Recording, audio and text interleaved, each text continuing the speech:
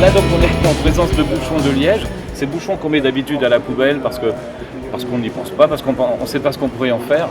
Bon, or sur le Finistère, chaque année, le vin a de plus en plus de bouchons en plastique.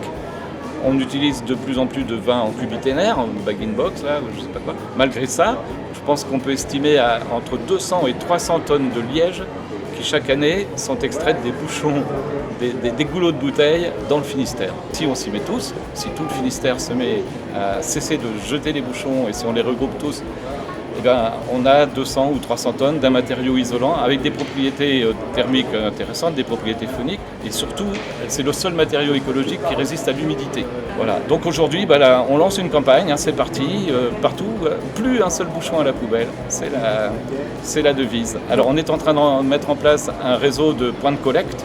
L'idée, c'est qu'on ne se déplace pas exprès. Si on prend sa voiture pour aller amener ses bouchons de liège quelque part, on mange le bénéfice. Donc, mais à l'occasion d'un déplacement, on va à la mairie, on va dans un magasin, on va faire ses courses, on va pratiquer une activité sportive ou culturelle. On trouvera un endroit où déposer ses bouchons. Croschem, c'est une association qui souhaite monter une ressourcerie sur Quimper.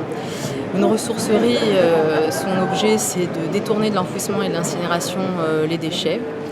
Et nous, on a une particularité dans notre ressourcerie, c'est qu'on a une visée artistique, donc on a une foison de personnes engagées qui font par exemple comme ces chaises bretonnes derrière, qui fourmillent d'imagination et qui permettent à des objets dont les gens ne veulent plus de retrouver une place un peu plus noble dans un ensemble moderne aujourd'hui.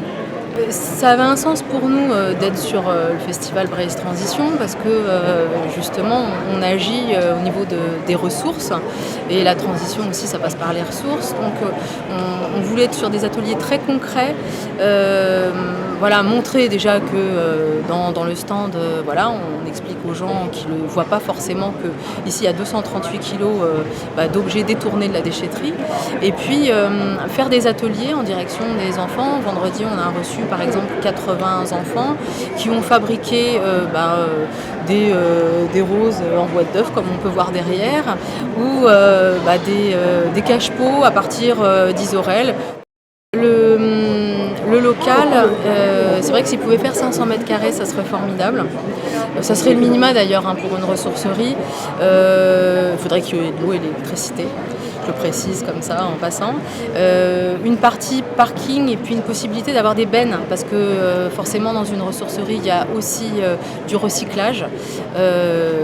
C'est du déchet mais il part dans des filières de recyclage.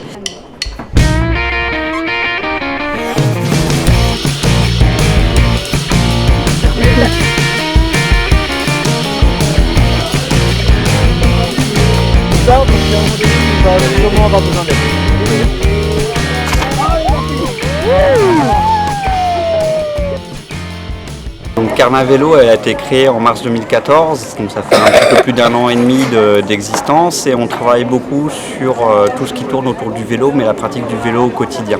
On aimerait bien avoir une reconnaissance par le biais d'un local, parce que pour pérenniser ces activités-là, jusqu'à présent on a fait ça dans le garage des adhérents et on n'a pas de solution pérenne, du coup on n'a pas de visibilité, c'est difficile de dire aux gens on n'a pas de local, on ne sait pas quand est-ce qu'il va être le prochain atelier parce qu'on ne sait pas où on va le faire. Ça va être la disponibilité des adhérents, savoir s'ils peuvent mettre un local à disposition ou pas.